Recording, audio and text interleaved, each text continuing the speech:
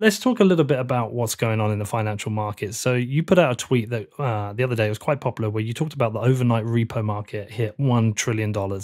Can you explain what that actually means so people understand why that's quite a scary situation? Yeah, yeah. It's the repo market, reverse repo, actually, but I talk Yeah, about sorry. repo. It's a facility of the central bank in America, uh, and it basically is a facility that banks and other financial institutions can park their cash. And as we all know, there is excess cash at the moment in the market. The market is full of cash. In fact, um, everybody will recognize the big problem that we have right now in financial markets. It's a problem for institutional investors and also for retail investors. What should you do with your money? Um, I mean, if you already have like 2 or 3 or 10 houses, a good equity investment, some stocks, maybe the 25-25 portfolio that Willem has been talking about, then what do you do? Uh, you buy maybe some gold. You buy some Bitcoin. What else? What else? Where do you go? And especially if you live in Europe with a zero or even negative interest rates, putting it on a bank is not very wise. I mean, in the Netherlands, you get negative interest rates as a retail investor on accounts. I think it's 25,000. Everything above that is negative interest rates. So um, that problem is also present with financial institutions. They have a cash balance at the end of the day, so they have investments that mature that will bring money on the account. They'll do investments. That releases them of some of the cash. They have deposits of clients, and clients taking the money off the accounts. But at the end of the day, they could have like a couple of billion in excess cash that they have to park somewhere. And normally, in a normally functioning market, they would park that at another bank. And they get some interest on that.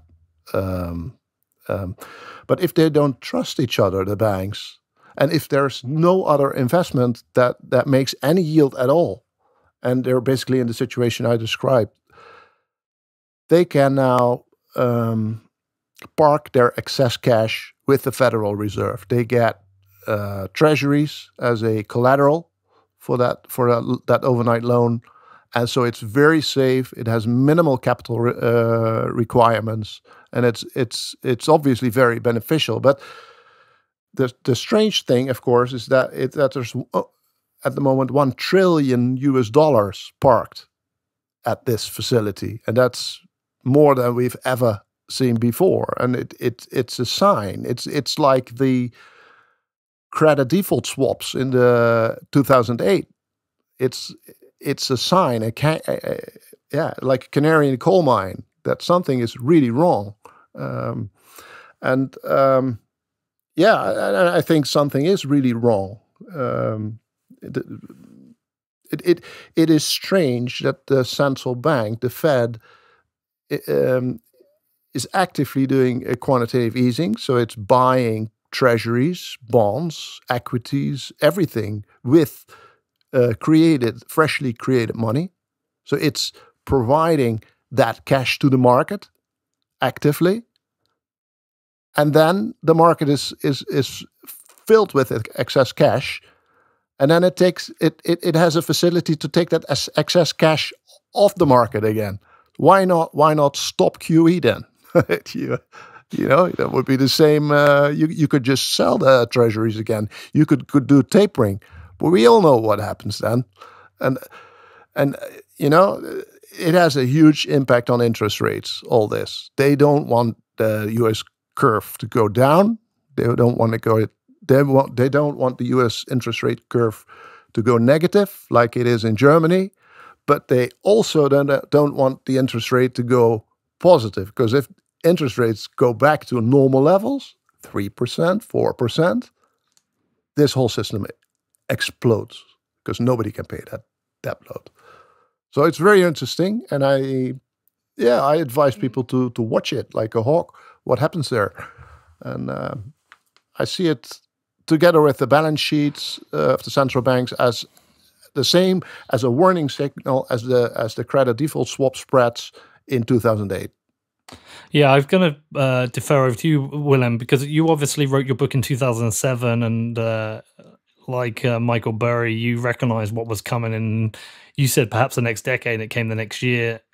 You are obviously very tapped into financial markets and understand how cycles work. And you said earlier you think another financial crash is coming. To me, as a very inexperienced investor and somebody who doesn't understand the financial markets like you, this feels way scarier than what happened in 2008. This feels like some form of major global economic collapses potentially coming. Am I being hyperbolic, or are these similar feelings you have? Yeah. Well, actually, I'm a little bit more positive than you and maybe Plan B, because the title of my last book on these topics was The Big Reset, and I wrote this book in 2012 2013. Explaining that we're in the final phase of the current dollar-centered financial system. And it's called the Big Reset because you can reset a monetary system. We've seen resets in the past. We've seen a reset in 1944. And the reset in 1944 wasn't a collapse of all financial markets. It was the start of all financial markets, because we had a collapse in the 1930s and the Second World War. So when the major financial trading partners in the world agree and join forces, being China, the US, Europe, Russia, Middle East, you can agree to change the system. And there are three main parts of this reset thesis. And one is that we need a debt restructuring, because the main problem now, which we really haven't discussed, is the financing of the American budget.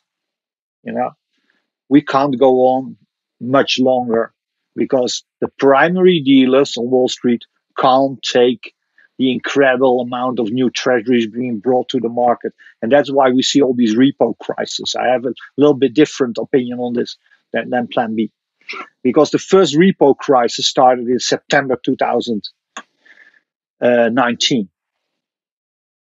And that was because the primary dealers on Wall Street couldn't take all the new auction treasuries, US treasuries, onto their books.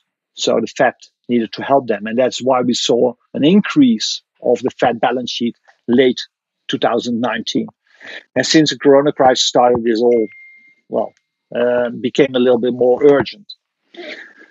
But to come back to the big reset, one of the main parts of the reset thesis, we need a debt restructuring worldwide. And a debt restructuring is a balance sheet restructuring. Somebody has to take the losses. For example, the pension funds. Well, if you restructure the debts and you also restructure the pension funds worldwide, you can make a new system and start again. But China has to agree, and that's why China has been invited into the IMF. China has one of the leading directors in the IMF is a Chinese guy now. The Chinese renminbi has been added to the SDR. SDR is the IMF money. It's a currency basket by the IMF. There are 5 currencies in the SDR: the dollar, 40%, the euro, the yen, the pound, and the renminbi has been added in 2050. Why? Because China is part of the club now. Because the financial system, you should see it as a club. And this club is totally concentrated on fiat money. And that's why the club will never use Bitcoin. There's only one reason why Bitcoin could win, because the whole club collapses and loses control. But since the club can make laws and has the guns, this won't happen. And China is of the same opinion as the US. And the EU's of the same opinion as even the Arabs in the Middle East. They don't want the fiat system to come down. And you don't want the fiat system to come down because then you have Mad Max worldwide. And Bitcoiners make the mistake by being too naive to think that Bitcoin can compete with fiat and win. Well, good luck with that, but I don't want to live in that world. But then the Bitcoiners say, we will go to El Salvador because there it's legal tender. But that's not the way the world works. So the only thing you can do, and that's the only success Bitcoin can have, is Bitcoin can be very successful as an alternative currency, as alternative money, the way gold and silver can be successful as an alternative. But gold is still part of this club. This club, the international monetary system, is built around gold. So the central bankers are much more willing to go back to a gold standard. And that's why I write in the big reset that one day we might get a gold revaluation and they might bring gold back as a sixth currency in the SDR and restore trust in the monetary system. Because central bankers, they all know this. The Bitcoiners always think they understand the financial system. I can tell you, central bankers understand a little bit more because they created it. It's an important point. Let me add a little bit, because I think that's also why, for example, people like Peter Schiff are so holding on to gold and not into Bitcoin, more than Willem, by the way, because Willem is in between Peter Schiff and me. But the fact that the entire system, the Fed, the US military has the same interest as gold is worth something. And they're against Bitcoin. So that makes Bitcoin very risky. And I see that point. I mean, it's a fair point to make. But I'm more pessimistic, yes, than Willem, because I think, and I'm not talking as a Bitcoiner, but as a former institutional investor that dealt with the central bank on a daily basis, I think they already lost control. I think they of course they want the US dollar or whatever successor currency there is and gold to survive and the whole system, but it will not survive because they already lost control. For example, one thing is they cannot raise interests anymore. So there is no yield to be made. There is no yield, nothing to be earned. It's a big problem for retail investors and for institutional investors. Read pension funds. So this yield is not gone. It's just suppressed. This yield is not gone. For example, it goes to places where it's like water. It goes to places where it can live. And one of these places happens to be Bitcoin, but there's more.